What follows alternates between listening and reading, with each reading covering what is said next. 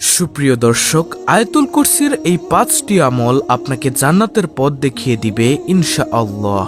কোনো ব্যক্তি যদি এই ৫টি আমল করতে পারে, ইনশাআল্লাহ সে মৃত্যুর পর হাসতে হাসতে মহান আল্লাহ তাআলার সুন্দর জান্নাতে চলে যাবে। তাই আমার বিশ্বাস, যে ব্যক্তি চায় যে সে জান্নাতে যেতে, সে আজকের ভিডিওটি অবশ্যই সম্পূর্ণ দেখবে এবং এইখান থেকে প্রতিটি আমলকে সুন্দরভাবে শিখবে।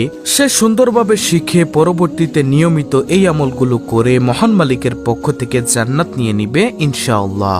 আল্লাহ তাআলা পবিত্র কোরআনুল কারীমের মধ্যে বলেন, আমি আমার বান্দাবান্দির জন্য এমন জান্নাতকে প্রস্তুত করেছি যে জান্নাতের কথা তারা কোনোদিন কল্পনায় আনতে পারেনি, চোখেও কোনোদিন দেখেনি। সুবহানাল্লাহ, এতটা সুন্দর হবে সেই জান্নাত। আল্লাহু আকবার। এবং আমাদের নবীজি সাল্লাল্লাহু আলাইহি ওয়াসাল্লাম বলেন, এমন জান্নাত আল্লাহ বানিয়েছেন, সে জান্নাতে গিয়ে যা চাইবে তাই পাবে। সুবহানাল্লাহ, আল্লাহু আকবার। প্রিয় দর্শক, যদি আল্লাহর এমন সুন্দর জান্নাত পেতে চান, তাহলে আয়াতুল কুরসির এই ৫টি আমলকে ছাড়বেন না ইনশাআল্লাহ। সব সময় গুরুত্বপূর্ণ এই ৫টি আমল করতে থাকুন আয়াতুল কুরসির। ইনশাআল্লাহ আমি গ্যারান্টি সহ বলতে পারি, অবশ্যই আল্লাহ তাআলা আপনার দোয়া কবুল করবেন, আপনাকে সুন্দর জান্নাতের ভাগীদার বানিয়ে দিবেন ইনশাআল্লাহ। কারণ প্রিয় দর্শক, আজকের এই আমলগুলো কোনো বানানো কথা নয়, এগুলো সম্পূর্ণ হাদিসের কথা। তাহলে চলুন কোনো কথা না বাড়িয়ে সহজে জান্নাত লাভের আয়াতুল কুরসির ৫টি আমল জেনে নেই। দর্শক, আয়াতুল কুরসির সর্বপ্রথম যে আমলের কথা বলবো সেটি হলো প্রত্যেক ফরজ সালাতের শেষে আয়াতুল কুরসি পাঠ করা। নবীজি সাল্লাল্লাহু আলাইহি ওয়াসাল্লামের একজন প্রিয় সাহাবী ছিল, যার নাম ছিল আবু উমামা রাদিয়াল্লাহু তাআলা আনহু। ওই সাহাবী বলেন, আমি নবীজি সাল্লাল্লাহু আলাইহি ওয়াসাল্লামের জবান মোবারক থেকে শুনেছি যে যদি কোনো ব্যক্তি প্রত্যেক ফরজ সালাতের পর আয়াতুল কুরসি পাঠ করতে পারে, তার জান্নাতে যাওয়ার জন্য কোনো বাধা থাকে না। শুধুমাত্র একটা বাধাই থাকে দুনিয়াতে, সেটা হলো মৃত্যু। যখন সে মৃত্যুবরণ করবে, সাথে সাথেই সে আল্লাহর জান্নাতে চলে যাবে। সুবহানাল্লাহ, আল্লাহু আকবার। অনেকে প্রশ্ন করতে পারেন যে আয়াতুল কুরসি আবার কোনটা? প্রিয় দর্শক, আপনাদের সুবিধার্থে আমি বলে দিচ্ছি, আয়াতুল কুরসি হলো সূরা বাকারার 255 নং আয়াত। আপনারা আয়াতুল কুরসিটি স্ক্রিনশট নিয়ে দেখে মুখস্থ করে নেবেন, আমি স্ক্রিনের মধ্যে দিয়ে দিলাম। প্রিয় দর্শক, তাই প্রত্যেক ফরজ সালাতের পর আয়াতুল কুরসি পাঠ করব ইনশাআল্লাহ।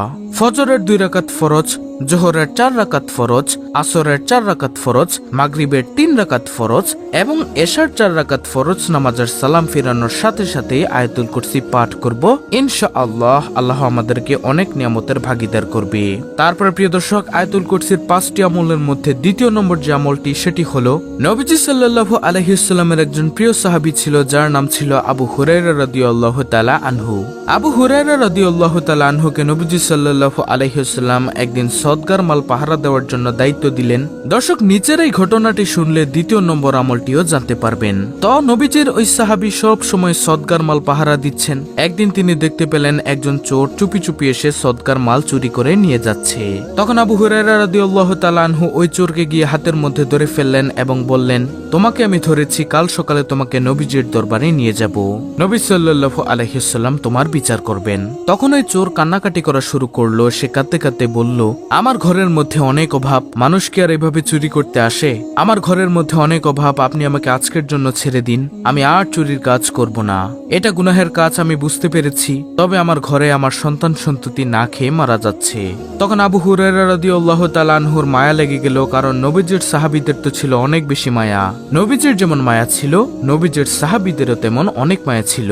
নবীজির তো মায়ের কোনো তুলনাই নেই। নবীজির থেকে সেই মায়া শিখেছেন নবীজির সাহাবীরা। প্রিয় দর্শক, তখন নবীজির ওই সাহাবী আবু হুরায়রা রাদিয়াল্লাহু তাআলা আনহু তাকে ছেড়ে দিলে ওই চোর চলে গেল।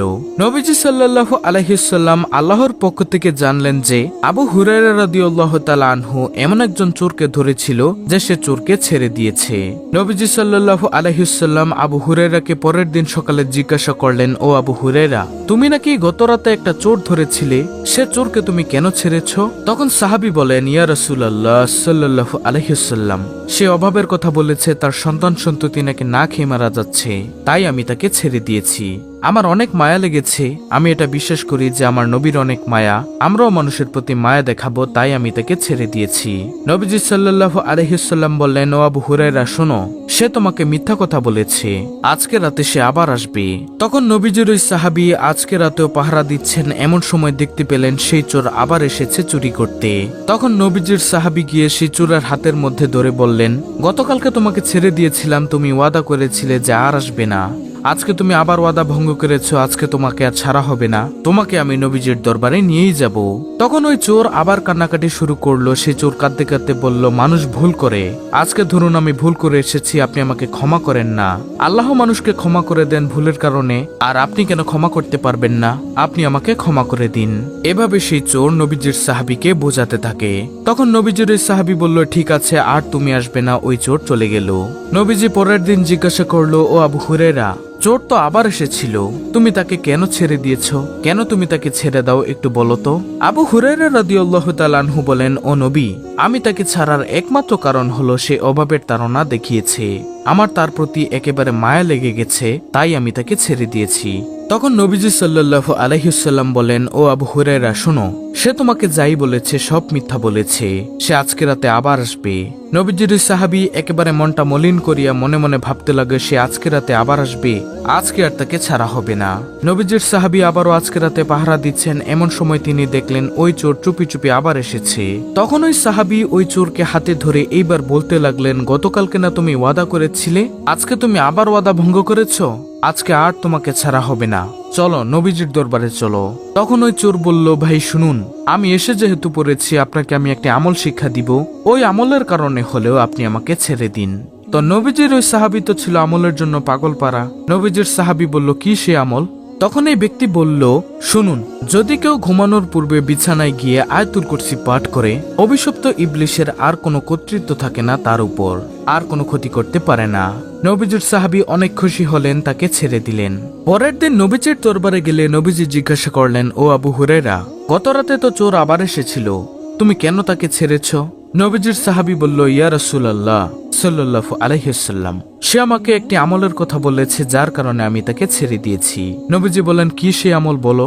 তখন ওই সাহাবী বললেন, ওই ব্যক্তি বলেছে আমাকে, কেউ যদি প্রতি রাতে ঘুমানোর পূর্বে বিছানায় গিয়ে আয়াতুল কুরসি পাঠ করে, তার উপর অভিশপ্ত ইবলিশের আর কোনো কর্তৃত্ব থাকে না। নবীজি বলেন, ও আবু হুরায়রা শোনো, সে তোমাকে যা বলেছে সব সত্যি বলেছে, সে তোমাকে যা বলেছে সব একেবারে সত্য কথা বলেছে। আবু হুরায়রা, কোনো ব্যক্তি যদি ঘুমানোর পূর্বে বিছানায় গিয়ে আয়াতুল কুরসি পাঠ করে ঘুমায়, তাকে আর কোনো ক্ষতি করতে পারবে না ইবলিশ শয়তান। হে আবু হুরায়রা, তুমি কি জানো সেই চোর কে ছিল? আবু হুরায়রা রাদিয়াল্লাহু তাআলা আনহু বলল, না ইয়া রাসূলুল্লাহ সাল্লাল্লাহু আলাইহি ওয়াসাল্লাম, আল্লাহ ও তার রাসূল সাল্লাল্লাহু আলাইহি ওয়াসাল্লামই ভালো জানেন। তখন নবীজি বলেন, আবু হুরায়রা শোনো, সেই ব্যক্তি ছিল অভিশপ্ত ইবলিশ।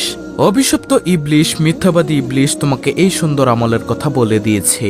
সুবহানাল্লাহ। তো প্রিয় দর্শক, দ্বিতীয় নম্বর আমলে আমরা কি জানতে পারলাম? যে যদি কোনো ব্যক্তি প্রতি রাতে ঘুমানোর পূর্বে বিছানায় গিয়ে আয়াতুল কুরসি পাঠ করে, তাকে অভিশপ্ত ইবলিশ শয়তান আর কোনো ক্ষতি করতে পারবে না। আল্লাহু আকবার। তারপরে আয়াতুল কুরসির 5টি আমলের মধ্যে তৃতীয় নম্বর আমলটি হলো, কোন ব্যক্তি যদি সকালে ফজরের পর ও মাগরিবের পর আয়াতুল কুরসি পাঠ করে, পাঠ করার পরে তার শরীরটাকে মাসহ করে দেয়, সারা দিন রাত 24 ঘন্টা তার আর কোনো ক্ষতি হবে না ইনশাআল্লাহ। এতটাই দামি একটি আয়াত হলো আয়াতুল কুরসি। তারপরে চতুর্থ নম্বর আয়াতুল কুরসির যে আমল বলবো সেটি হলো, নবীজি সাল্লাল্লাহু আলাইহি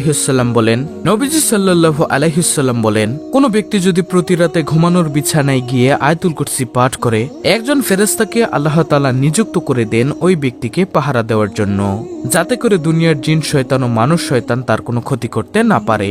ওই ফেরেশতা সারা রাত পর্যন্ত তাকে পাহারা দেয়। সুবহানাল্লাহ, আল্লাহু আকবার। সকালবেলা আল্লাহ তাআলা ফেরেশতাকে জিজ্ঞাসা করেন, ও আমার ফেরেশতা, আমার বান্দা কি অবস্থায় ঘুমিয়েছে? তখন ফেরেশতা বলে, হে আল্লাহ, আপনার বান্দা একেবারে পবিত্র অবস্থায় ঘুমিয়েছে, সে আয়াতুল কুরসি পাঠ করে ঘুমিয়েছে, তার কোনো ক্ষতি হতে দেইনি আমি। সুবহানাল্লাহ। তো প্রিয় দর্শক, এটি গেল চতুর্থ নম্বর আমল। সর্বশেষে আয়াতুল কুরসির যে আমলের কথা বলবো সেটি হলো, আপনার কোনো জিনিস যদি চুরি হয়ে যায়, চুরি হওয়ার ভয় থাকে, সেই জিনিসের উপর আয়াতুল কুরসি পড়ে ফু দিয়ে দিন, ইনশাআল্লাহ সেই জিনিস আর চুরি হবে না। আল্লাহ তাআলা সেই জিনিসকে হেফাজত করবেন ইনশাআল্লাহ। তো আশা করি প্রিয় দর্শক এই 5টি আয়াতুল কুরসির আমল বুঝতে পেরেছেন। অত্যন্ত গুরুত্বপূর্ণ একটি ভিডিওটি ভালো লাগলে অবশ্যই চ্যানেলটিকে সাবস্ক্রাইব করে পাশে থাকা বেল বাটন অল বাজিয়ে দিবেন। ভিডিওটিতে একটি লাইক দিবেন এবং কমেন্টে আমিন লিখবেন এবং অন্য মুসলিম ভাই বোনদের কাছে ভিডিওটি শেয়ার করে দিবেন যেন তারাও দেখে শিখে আমলটি করতে পারে। আল্লাহ রাব্বুল আলামিন আমাদের সকলকে আয়াতুল কুরসির আমল করার তৌফিক দান করুন।